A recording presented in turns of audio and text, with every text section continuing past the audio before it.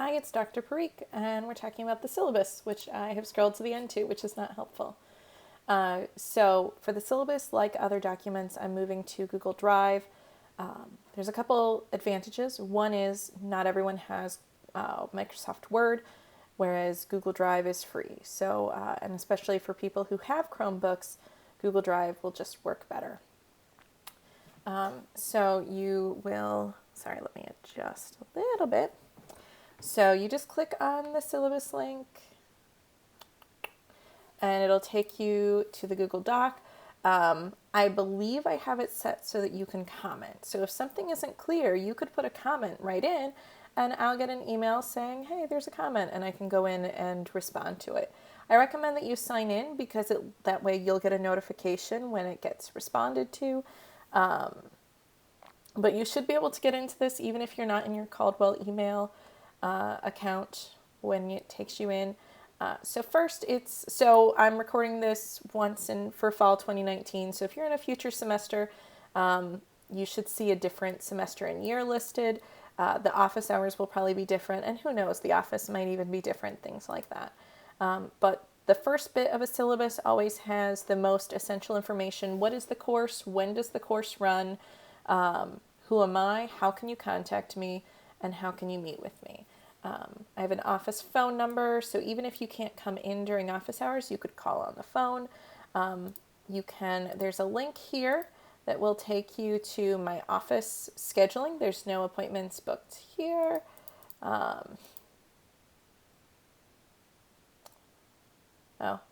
It was weird because it said so there will be appointments available later. I just haven't created them yet.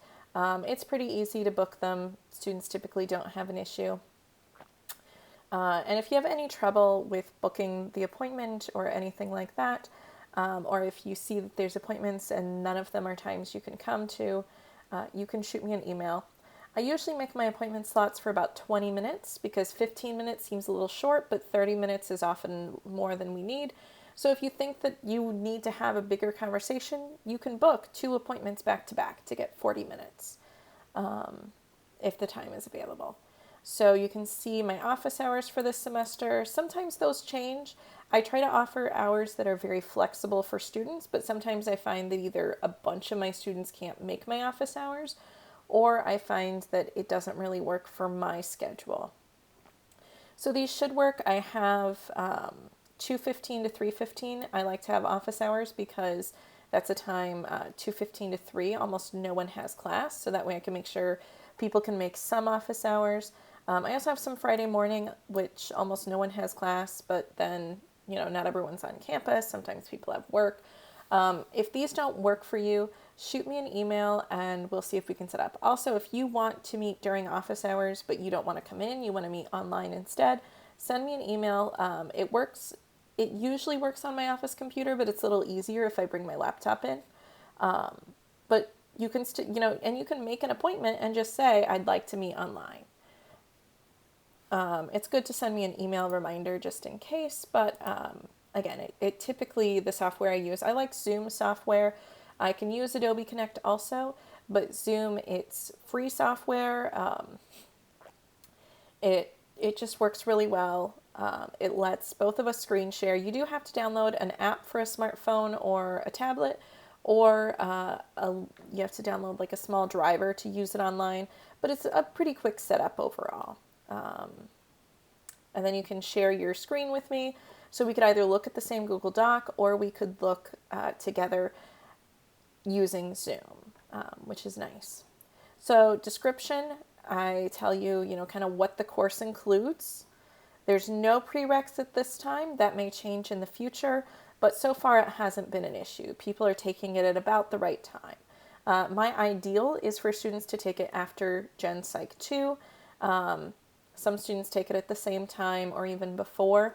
The reason I say that, students often, they want this course as quickly as possible to get the skills, but the problem is when I get students who are freshmen in the course or who haven't taken Gen Psych 2, haven't done anything beyond Gen Psych 1, it's all completely new. And that can be overwhelming. So I would actually prefer that you do Gen Psych 2 or another course. You kind of stumble through a little. You're not necessarily, students always wish they could go back and redo those papers once they're done with this course. But again, I see when students have no experience at all, there's really no context and the information can be a little overwhelming. So I like you to have at least tried something in APA style other than the critical reading paper or critical thinking paper that goes with Gen Psych 1. But for now, there's no technical prereq. So I recommend taking it after Gen Psych 2 ideally, or at the same time maybe. But there's no prereq. Required course materials, the Suchman book from 2014. This is where most of your reading comes from. I also require you to do some form of the APA manual. I recommend the concise rules. Now, there's a fun fact. This is getting updated in like 2 months. I'm recording in August of 2019, and I just found out last week that October of 2019, they're coming out with a new manual. So that is frustrating because I'm not sure what I'm going to assign going forward. For this semester, I can tell you, I recommend that you either rent the concise rule. So usually I say rent Suchman, buy the concise rules. But I'm going to say definitely rent the concise rules, or maybe you can get them really, really cheap used from somebody, or use the library in office hours. I sent a separate video for that. But typically I'm going to recommend that I think you should purchase something. Now I'm not sure which options they're going to come out with for the 7th edition, so I don't know what I'm recommending yet for that. But I do recommend that you purchase something for the 7th edition. Because it's something you're going to reference over and over and over again. And if it's your copy, you can put little post-it notes and make your own tabs and highlights, and you'll kind of learn how to work it much better. And I have an option to work your way through the workbook. Again, I'm not sure what's going to happen going forward with this, but I will still honor if you want to. You can purchase the workbook and go through it. I think it's like $20 or $30. That's what I would do just because it's easier. But if needed, you can use the library has a copy, and I'll try to have them put that on reserve, meaning you can visit it there, but you can't take it out, meaning no one else can take it out either. So you know it'll be there when you want to visit it. But you're not, you can go into the library or come into office hours, and you could do all the exercises in the book on separate paper, and they're in Blackboard. It tells you what to do with that. You can buy Microsoft Word. I used to require it, but I've kind of just adapted Google Drive. They finally added a couple features that I'd been waiting on to make APA style work. So I still find Microsoft Word easier to work with, but it's optional now. Course goals and objectives. So, that formatting is going to bother me. No, that's going to bother me too. No, that's not what I wanted to adjust. There we go. So one of the things I like about using Google Drive is I can update things as we go. So I can clarify things. That's part of why I have it open to comments, so that I can make the document better over time. Because I won't just answer your comment. I'll also try to clarify the original text of the syllabus. But I focus on 3 goals. So first, focusing on literacy skills. So finding, evaluating, and using psychological research. Goal 2, understand the process of writing a literature review paper and research proposal in APA style. So just you'll understand the hoops that you jump through, and enhance understanding of the writing process. So understand, so the first is kind of like what pieces go, what steps do you go through, and the second one focuses on how do you get there, what are the stepping stones. And then the psych department as a whole has some goals. So partly we're interested in the content of psychology. We're not doing a lot of that in this course, though you will learn about a topic that's interesting to you as you write your paper. You will apply basic research methods in psychology. You will do a lot of that. Oh, I'm finding all sorts of little errors here. I'm going to have to go back and work on those. So in this class, I often struggle with how much to teach about research methods and how much to focus on the writing. And it's kind of a cycle because I'm trying to give you the writing skills you need when you get to research methods classes, but it's hard to make it make sense without talking some about research along the way. And I have to sprinkle a little bit of stats in just to be able to allow you to write the paper. But I try to keep the stats in particular to a minimum, and the research methods, I really balance as I go through. Especially this, write a literature review in APA style format, that we clearly do quite a bit. And then students will use critical thinking skills. We talk about that a lot, especially when we talk about evaluating research or thinking about, how do you put together the puzzle of these papers? You're taking ideas from other articles, but you're putting them together to say something new, which takes some critical thinking. And I'm not going to remember to fix it later, so I'm just going to fix this now. Woo! Next, it goes through course requirements and class policies. I use Blackboard a lot. Clearly, this is an online course. Even in my in-person courses, I just use Blackboard a lot. What I like about Blackboard is it lets me evaluate you using lots of small assignments. The students who have the most difficulty in my courses are often ones who don't do well with lots of little assignments. And this course in particular has a ton of small things that we do through the semester.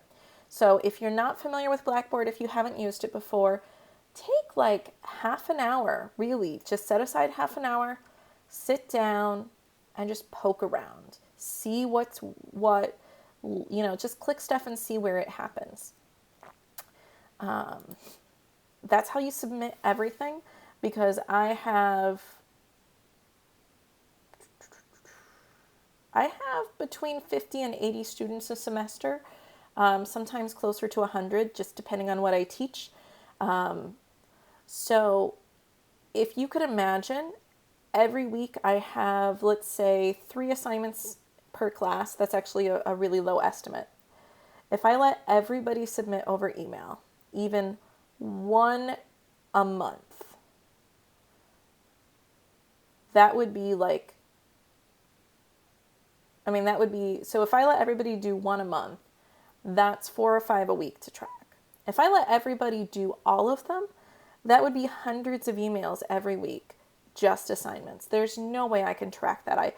My real email would get buried, and I would lose assignments all the time. That's the other reason I like Blackboard. I am a little scatterbrained, and so the way that I cope with that is I create lots of systems to give me structure. I don't know that I would meet diagnostic criteria for ADHD, but that's the sort of thing that you do to compensate for ADHD, is you create systems. And when those systems get thrown off, things tend to fall apart. So people often think that I'm really, really organized, and it's actually because I have very little innate organization. I have to have it all be out in the world, or I lose track of everything. So if you ever make an appointment with me, make sure it actually makes it into my calendar, or it's not happening. So make sure that you keep up with Blackboard. I give you as many organizational tools as I can, but many of you are going to need to make your own, because your own, for one, the process of going through and making the organizational tool, it slows you down. It makes you think about what's going on in a different way. But also, I give you tools that work for my brain. Those might not be the same tools that work for your brain. So keep up. I also may send out announcements. I sometimes change assignments. I never make things due earlier or harder, but I will sometimes try to make either a sideways move, so it's not necessarily easier, but it's different, or I'll simplify things. I'll say, okay, get one fewer article, or I'll give you a little longer to work on it. I don't think much of that will happen anymore because I've taught this course a bunch of times, but it's still sometimes, for one reason or another, I will announce changes through Blackboard. And I always try to email those out, but still make sure you're logging in regularly. I would say at least 3 or 4 times a week while you're in the online course. Make sure that your password stays up to date. Don't get locked out. Change your password when it says to change your password. When a student just says, I can't log into Blackboard, I don't know why, the password is almost always the reason. If you have glitches and you're just, it just won't submit, try a different browser. I am a Mac user, and Chrome, for some reason on my home computer, is really buggy with Blackboard. My work computer, it's fine, but at home, I literally downloaded Firefox just for working in Blackboard. Safari sometimes works better for me. If you're a Windows user, you might try Explorer, but Chrome is actually not great with Blackboard. And sometimes Blackboard is just glitchy. I notice sometimes if I go in and it won't do things for me, if I just wait, I'll restart my computer, I'll do a few things, but sometimes I just need to wait a couple hours and try again and it's fine. So try not to back yourself into a corner where you absolutely need to do things last minute. Make sure you save things. If you're using Google Drive, it will automatically save things. But it is just heartbreaking when you lose work. It's happened to me and it really sucks.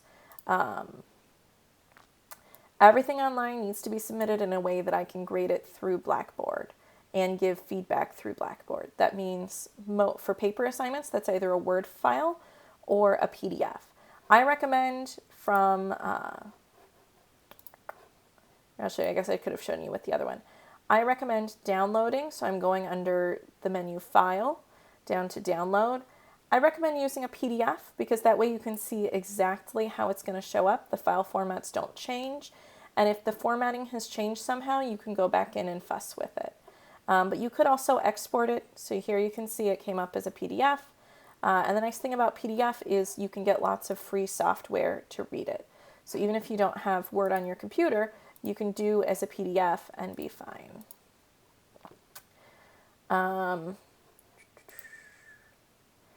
Some things, I have you upload a photo, and there seem to be some file format, I think it's an iPhone, it's their new high efficiency image content or something, that does not upload nicely. If you just download an app that lets you do PDFs, you can get some free. I have a paid one that I like that's Scanner Pro, I think. But if you just Google PDF converter apps for phone, you can come up with lots of options. But always make sure that your photos actually show up if you're submitting them. Google Docs, anytime you submit a paper, I want a record of what it was at that moment. So I always want a PDF or a Word document, and I want the option to completely grade in Blackboard. So in Blackboard, it's really tough for me to give comments in specific places. It seems to move them around. So when I give a few comments, it starts to just kind of look like a stream of thought in the comment box, which is a little overwhelming. So if you would rather see comments in Google Docs, if you include a link to your Google Doc, make sure that it lets me edit it or at least comment. So make sure you give the right sharing permissions. But you need to make it really easy because you got to remember, I'm not just doing yours, I'm doing a lot of people's. So I may, if I have time when I'm grading, I'll switch over, if you include that link. So not just give me permission, but actually paste a link when you submit along with your files. I will, if I'm going to make comments, I'll try to make them in the Google Doc. No guarantees, but most of the time I should be able to do that. Always make sure that your file actually uploaded it. You should be uploaded. You should be able to see it on your side. And if you're really unfamiliar with Blackboard, I have a few help videos, but you can also come into office hours, or if you send me emails asking specific things how to do, I may be able to make a help video, a new one, and put it up. Always check for comments. Blackboard doesn't do a great job of telling you that you have comments on your paper. I think Google Drive would tell you if I give specific ones, but if I just have a general, here's how you're doing overall, I might not put that in the document. I might put that in Blackboard. So always look, especially if I've given you a 0 on an assignment or asked you to resubmit, I'm going to tell you exactly what's problematic with it. That doesn't happen that often, but just FYI. So course structure, it's 7 one-week units. It's not a typical kind of class. We're not focused on the content. We're focused on the process of writing a paper. So it's not like, every week is a certain module with the topic focus. It's more of just moving through the steps of the paper. Class discussion, we do have discussion, but again, we're not focused on content. So most of our discussion is going to end up being peer review and check-ins. Make sure that you're maintaining polite, friendly, and supportive tone throughout the course. When I say critical feedback, that doesn't mean be a jerk. It means think critically. Think Ask yourself questions about where it could be clarified or improved.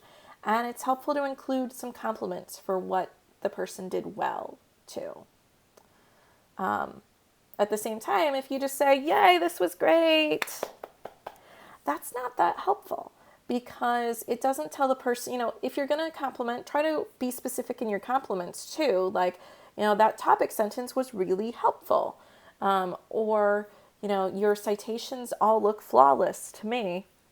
So be very specific about what was helpful, but also if you see something that you think might be wrong, say, or if you were confused by a portion, say, I got not just this was confusing, but this sentence confused me.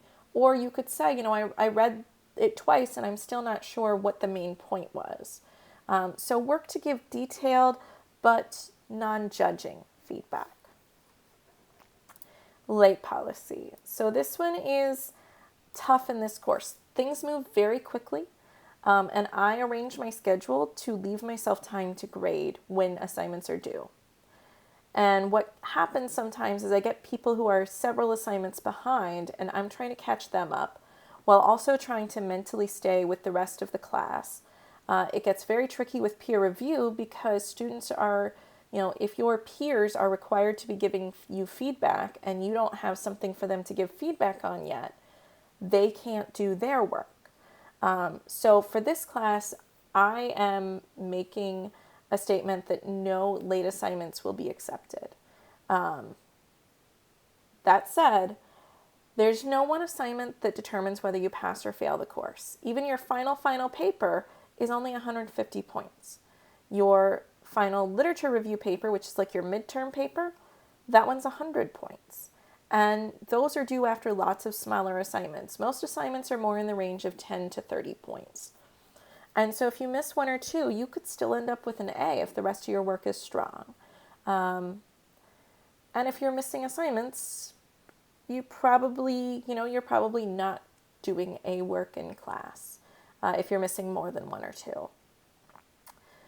I understand that things come up, and actually in the last year or so, when I was figuring out how to juggle work and parenting an infant, I got very, very loose with my late policies because I felt so disorganized myself that I didn't feel like I could hold anyone else accountable for their late work. And what I noticed is that it created a lot more stress for me to have people on, so spread out on assignments. And also for many students, they ended up with this huge backlog of work because, pragmatically, when you've got a lot to do, and especially when you're exhausted, you're always going to choose the most critical need. So if you've got one thing where the professor's not going to give you an extension and another thing where the professor is, obviously you're going to work on the thing where you can't get an extension first. And when you are exhausted and you can work on this thing where it doesn't really matter if you turn it in tomorrow or next week, or you can sleep, you're going to sleep. That's just the pragmatics of life. And I think it created more stress for students to have a really relaxed late policy. So in this case, and it certainly created more stress for me. And I'm trying to really expand what I'm teaching. And to do that, I have to keep things manageable. And one of the ways I need to do that is to have everything ready to grade at once. So I can just sit down and grade everything I'm going to grade for this outline. So if you miss a deadline, you can't earn points for that assignment. But again, each assignment is like 10 or 30 points, somewhere in there. And I forgot to mention, the class is out of 1,000 points. So 30 points is 3% of your final grade. Nothing awful will happen if you miss 2 or 3 30-point assignments. What tends to happen is when students just stop turning in work or don't turn in huge sections of the course. Like if you just blow off all the discussions, you're going to have a hard time passing the course. But if you miss a couple discussions because life was crazy, you might not get an A, but you could still easily pass the course. So nothing is accepted late, and that includes when you're locked out of Blackboard. Like I've realized that making exceptions is difficult, because if I make any exceptions, now I have to think through who's worthy of an exception and who's not. And anytime I have discretion, for one, it makes a lot more work for me because I have to think through things, because I take these decisions about your grades seriously. But another thing is, it opens myself up for unintended bias. I understand the way that racial and gender and age bias and all sorts of biases work. Sometimes we know that that we are discriminating against someone, but often it's these small things of who gets a pass and who doesn't. Just like, I've gotten speeding warnings twice, and people in my life, particularly men of color, including my husband, are always amazed that that's a thing. Like, what is this warning? Because I'm a nice white lady. When I have to make these judgment calls, I risk treating students differently based on factors that are completely inappropriate, that I don't want to engage in, but that might influence me without me being aware.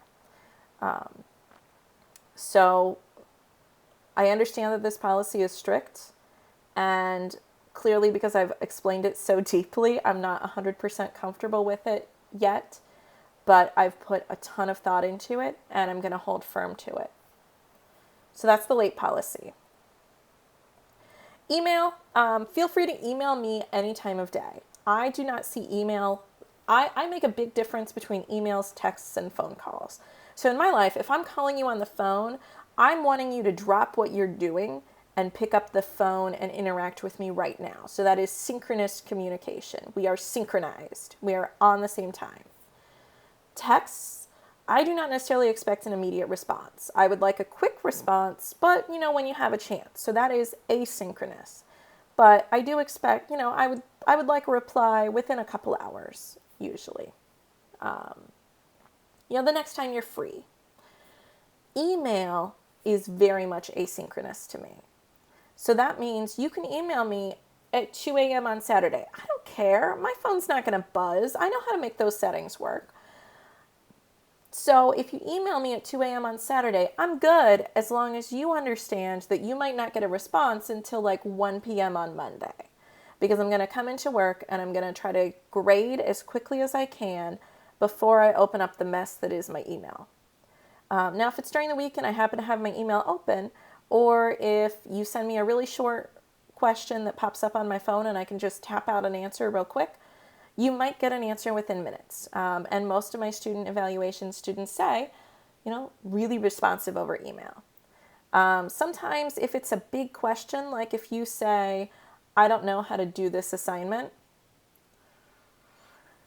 there's not much I can do because I've already made a video. I've made a template and I've written out a text description. I took my time. I put a lot of time into prepping this course. And so if it's not clear after you've gone through all of those things, I don't know how to write it out better.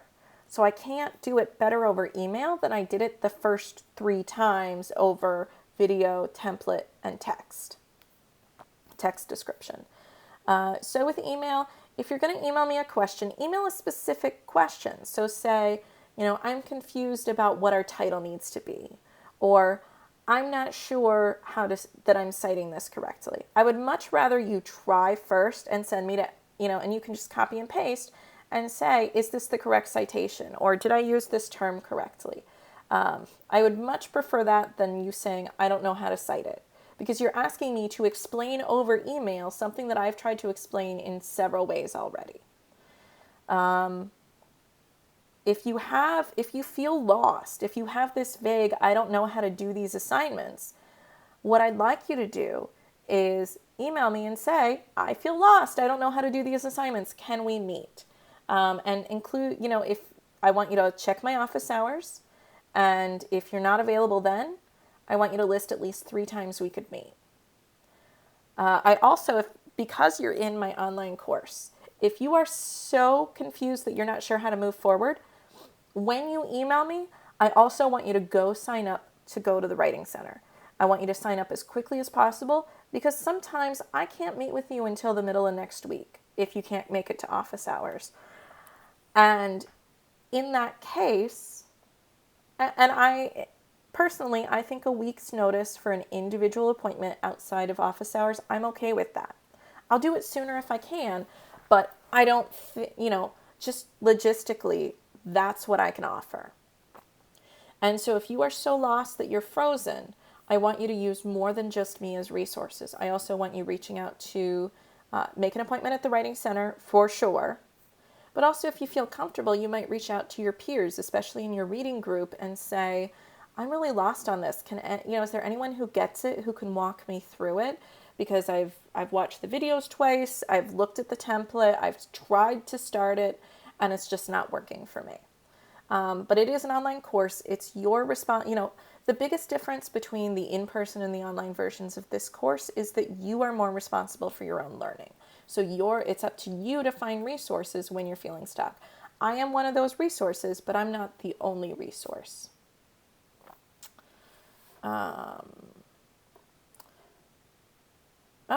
I have an old link there that I need to change. Let me do that right now before I forget. I used to use a program called You Can Book Me, but now I just use Google Calendar. It seems easier to me. Both of them were easy, but You Can Book Me wanted to charge me, and Google Calendar doesn't. Again, I especially for online students, I try to be as open and flexible as I can. Evenings, I can often meet after 8 o'clock. That's usually my son's in bed by then. But I may need a day or two notice because I do have other things that going on.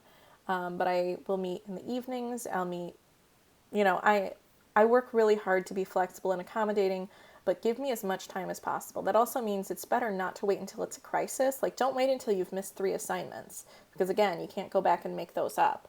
And the worst part is you still have to do, if the assignment was an article note, you still have to read the article and figure out what kind of paraphrases you can use from it. So you practically have to do the work anyway because it all builds on each other, but you're not getting credit for it. So as soon as you feel frozen, and you notice that because you start putting it off, you sit down, you say, I'll work on it at noon, and at noon you say, I'll work on it at 4. And then at 4 you say, I'll work on it right before bed. And before bed you say, maybe I'll know what to do tomorrow.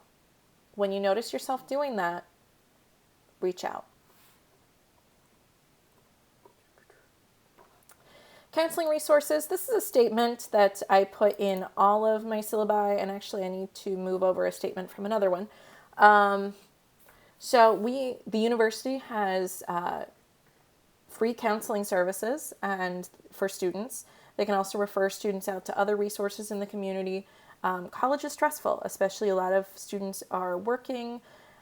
We all have some sorts of family relationships. We have friends and romantic relationships. There's a lot going on. And so if you're feeling overwhelmed, if you're feeling like you're having difficulty concentrating or getting things done, and especially if you are starting to feel hopeless, if you feel like there's no point, if you don't, if there's just no zest for life for you for a while, really consider reaching out to counseling resources. There's also crisis situations. So a crisis means you're having thoughts of hurting yourself or killing yourself. You can call, if you're on campus and you just want someone to come be with you and help keep you safe, you can call campus safety and security. You can always call the police, 911. And there's also a 24-hour hotline, the New Jersey Hope Line, where you can call people. And you can look online too. I know there's texting ones. There's a lot of different hotlines. So if you're feeling crisis, there are ways to reach out. And I'm putting this in all my syllabi, but particularly in this class, we're all choosing topics for a reason, usually because it's somehow close to your experience or to the experience of someone you care about. And sometimes you get into the topic and suddenly you realize it's very personal, more personal than you thought it would be. I remember in grad school, one time I was reading an article for my dissertation, and I realized I'm on the bus and I start crying because I'm reading about myself. I could have been right next to the women they were interviewing. And that was really difficult. And so I had to put that article away, and that had to be something I read at home when it was private and when I could just take some time to kind of decompress after. So as a it's also a good time to remind you when you're choosing a topic, try not to choose anything too close to you. But also, even if you chose a nice, comfortable topic, there's a lot of peer review, and sometimes a peer's paper might have something that's too personal for you. If you ever get in that point where you realize something's going to really bring up a lot of anxiety and a lot of symptoms for you, you can send me an email, or we can work it out. We can make sure that you have a different paper to review instead. We will make sure that that person gets feedback from someone else. But just keep in mind, particularly in psych classes and when you're exploring different topics, the things we talk about are very personal and touch a lot of us. It's also a good time to remind students to always, be mindful when you're making comments or talking about topics in class. With 18 students in the class, there is a pretty good chance that at least one person among us, so 18 students plus me, that's 19, there's a really good chance that at least one of us has had thoughts of suicide. And actually, there's a pretty good chance that at least one of us, or maybe even 2 or 3 of us, have started to make some plans to think about how we would actually kill ourselves at some point.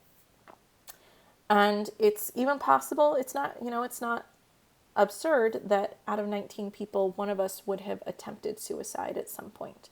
And it's almost certain that at least one of us knows someone who died by suicide or has attempted suicide. So when you talk about topics, it's okay to talk about them. It's okay to pick them for your paper, but be mindful when you talk about them that almost anything we talk about in class is going to personally affect at least one student. And so choose your words carefully.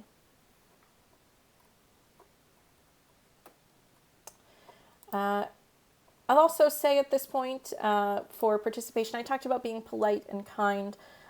If you notice that I am using language that's outdated or an attitude that is flippant about something that's important to you, please let me know. You could email Dr. Ling, tling at caldwell.edu. He is our Associate Dean for the School of Psychology and Counseling. So if you don't want to tell me directly, you could email him and ask him to anonymously pass on to me that I am making these errors with language. Similarly, if you notice someone else in the class is saying or doing something that's uncomfortable for you, please let me know. I skim through the discussions, but I don't always read everything closely, so there could be something going on that I'm missing. If you feel comfortable directly explaining to them what's problematic and what they could say instead, you can do that. But you can also just refer it to me, and I won't say so-and-so told me. I'll just go in and look and step in myself, either in public or I might contact that person privately.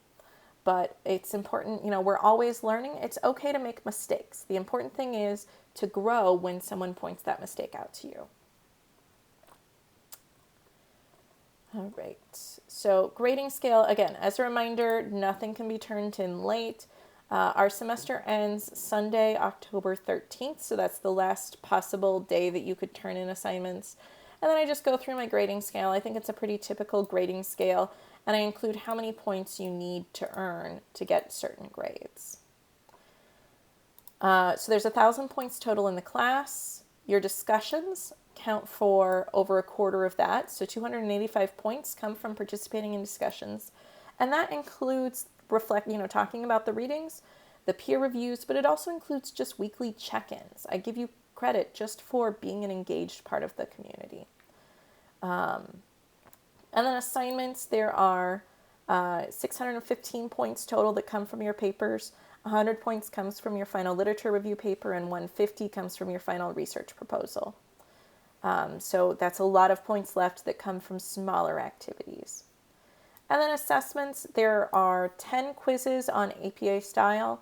You can take those, they're mostly multiple choice. 1 or 2 have questions that I need to go in and evaluate, but you can take them as many times as you want. So hopefully you'll get 8 or 9 or 10 points on all of them.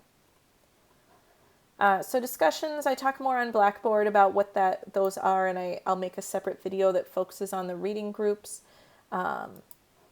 But essentially, I assign you into small groups because, for one, I want to just manage your workload. If I expect you to read everybody's post, it's way more reasonable to read 5 people than 17 people. So it keeps things a little manageable. It also lets, for reading groups, you'll each do a different role each week, which means you'll come with you'll focus on something different as you read. That's the main reason we do them. It gives you a focus point, and it makes sure everyone comes with something different to contribute to the conversation. It also helps you build closer relationships with each other. It's much easier to get to know 6 people than 18 people. So your discussions will almost all focus on this small group.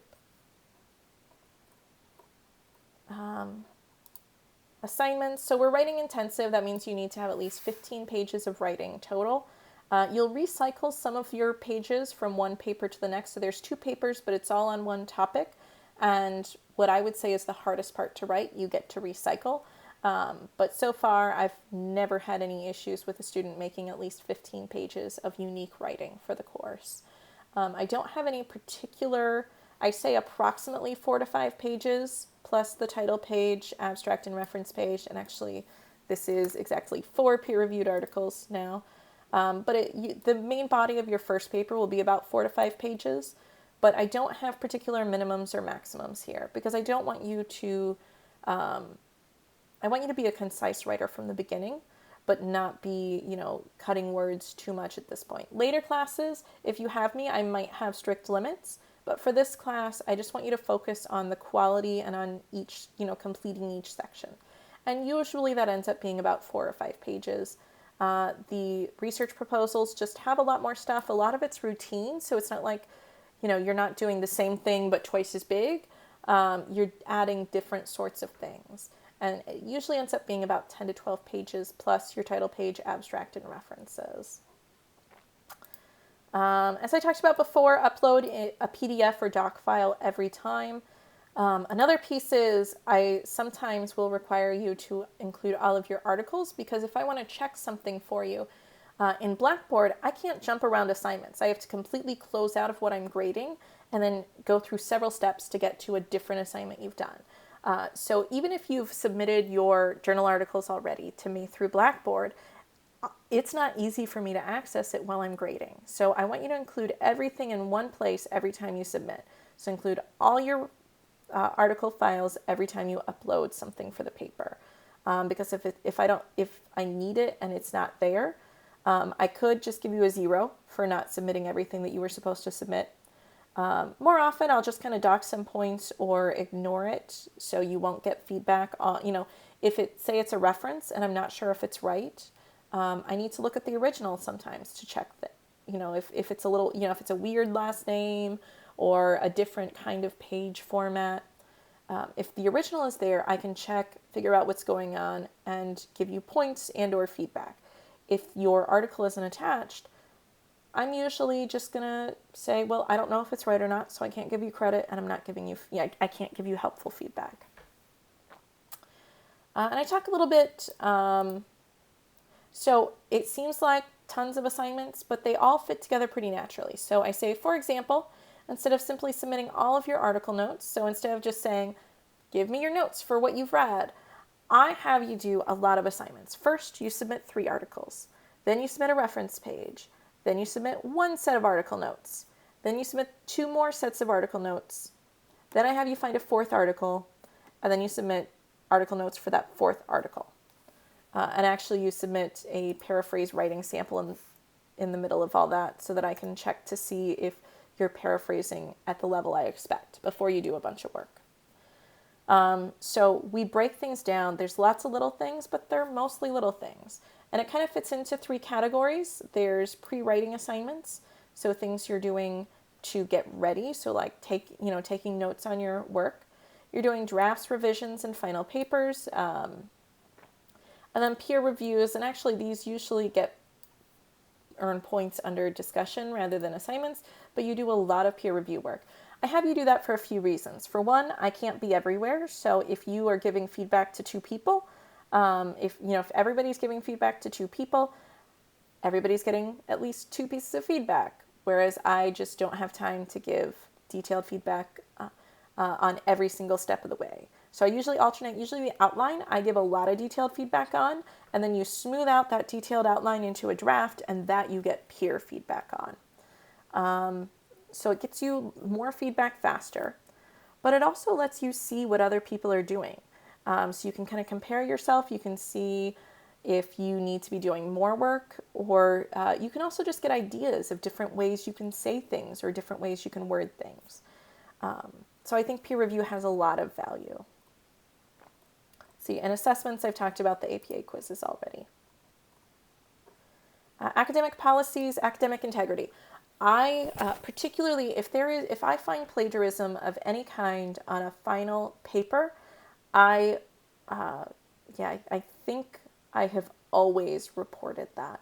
So plagiarism could include using ideas from an article without citing it, even if you've put the ideas into your own words. It could include partly putting the ideas in your own words, but just, like switching out, switching out adjectives, so similar words. So instead of saying that someone liked something, you would say they enjoyed it. But the rest of the sentence is the same. So where you're just switching a few words, but the sentence itself, like you can match up, like, okay, this is this word, you can match up the two pretty closely. Plagiarism can also be where you quote, so you copy and paste directly from the article and you don't use quotation marks. Even if you cite it, if you don't use quotation marks, you are telling me that it is your writing. Citations are to give credit for the idea. Quotation marks are to give credit for specific words. So even if you completely change the words, you still have to credit the idea. And even if you credit the idea, you need to use quotation marks if you want to credit the words themselves. We use very few quotes in this class, mostly because early on, I want you to paraphrase to make sure you understand how to paraphrase and that you understand your article. And so by the time you get to writing, you've already got your paraphrases. There's not a lot of reason to use quotes. And if you use a quote that you could have easily put into your own words that's not really that special, I'll usually ding you for it.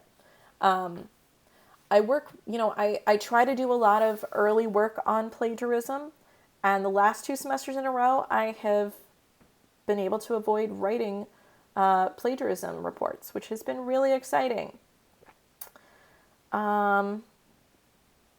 So I do my best to catch plagiarism early, but if for whatever reason, even if it was there in earlier drafts and I missed it, it's still your responsibility. And even if it was a mistake, this is a class about writing.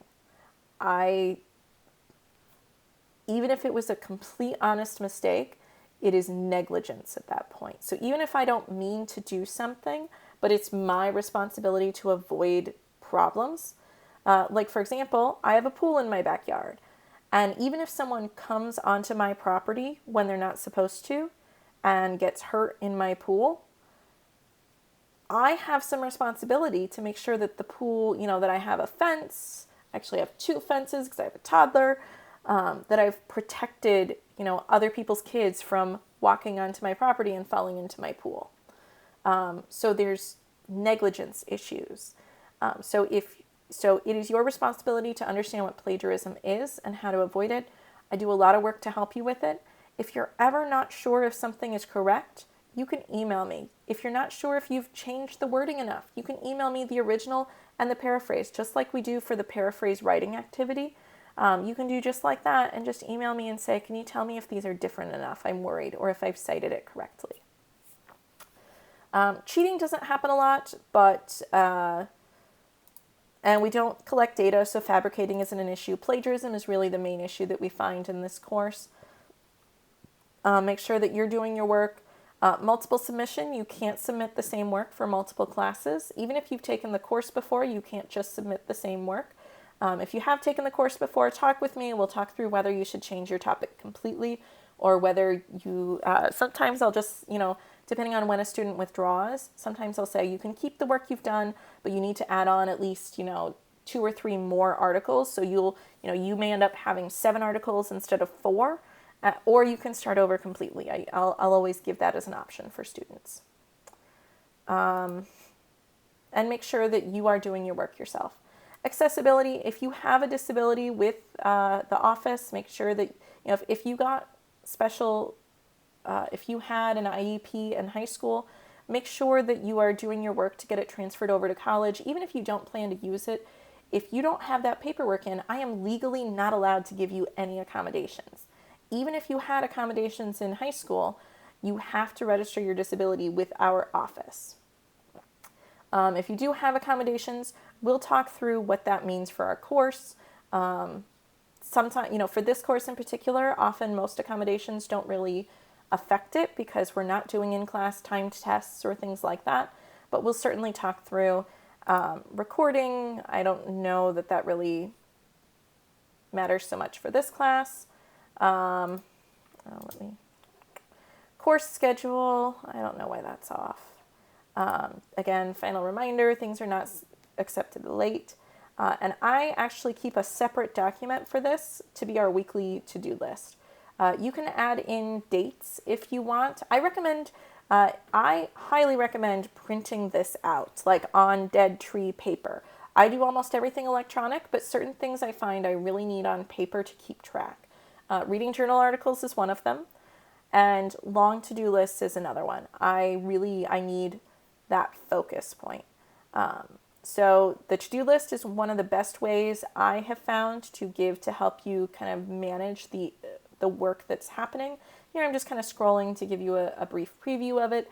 Again, I really recommend that you pull it up while you're watching this video too. And so each week I talk about the readings that you need to do. So there are some things in Blackboard for you to read. And then videos. And I know there's a lot of videos to all fit into 1 or 2 days, and I tend to talk a lot. That's partly because I'm trying to explain everything so you could do things, you could do it while I'm talking. And again, friendly reminder, you can adjust the playback speed. So if you're sitting and focusing, you might want to play me at 2x. I think you can even download things to play me at 3x. You could also look at the transcript in YouTube and just read through it if that's easier for you. But you can also slow me down if you want me to be talking through as you're actually doing it.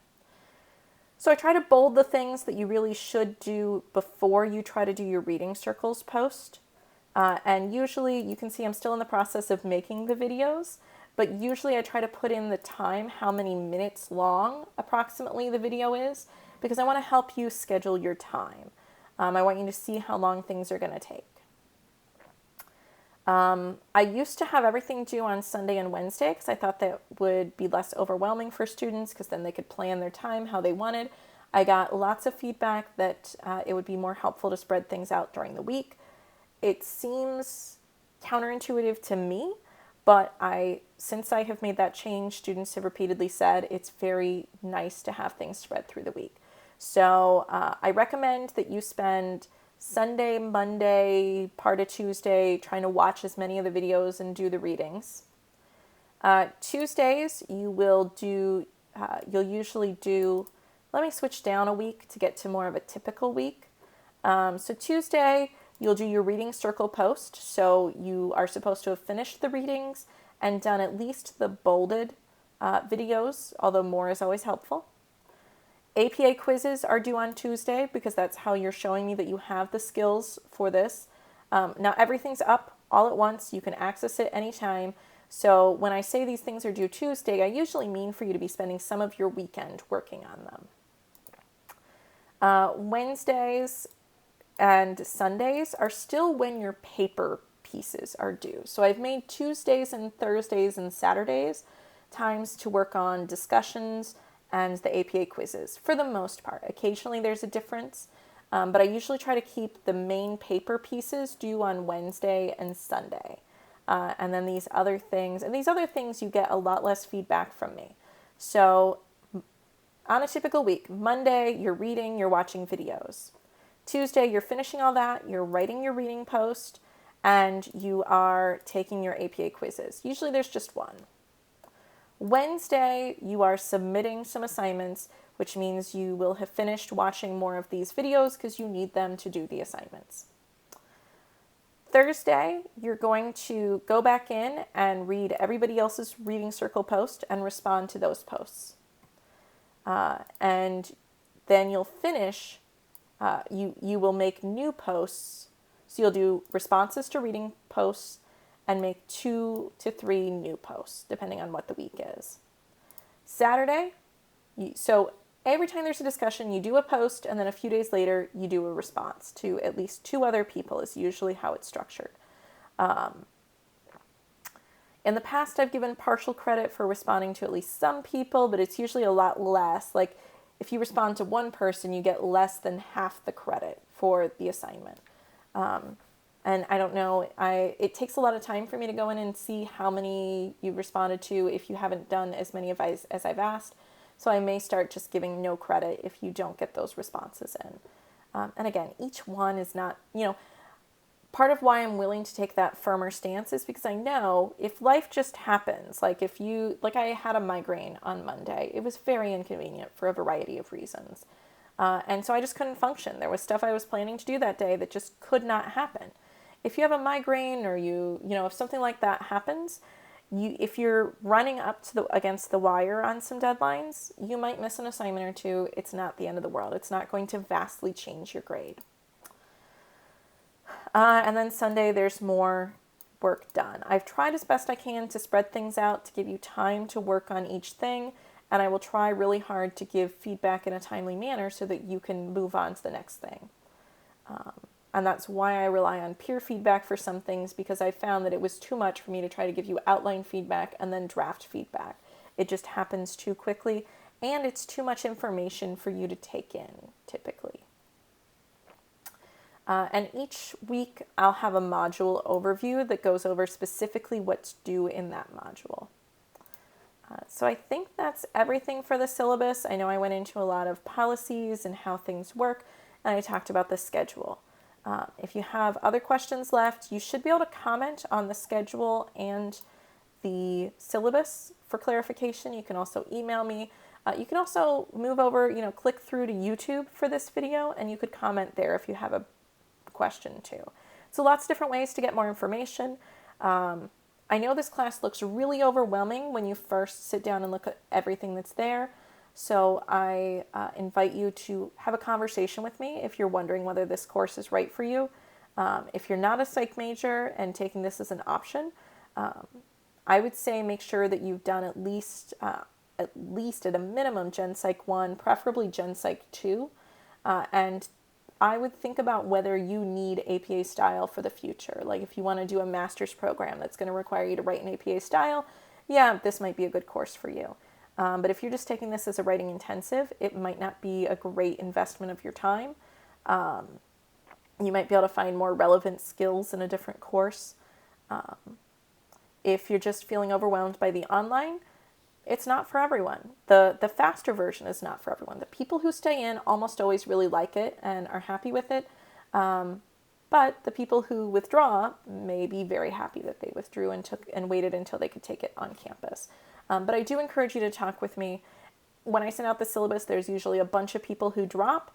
And again, some of that's probably appropriate. Some of it's probably people who would have done fine if they had stayed in the course. So feel free to reach out to me. Thanks.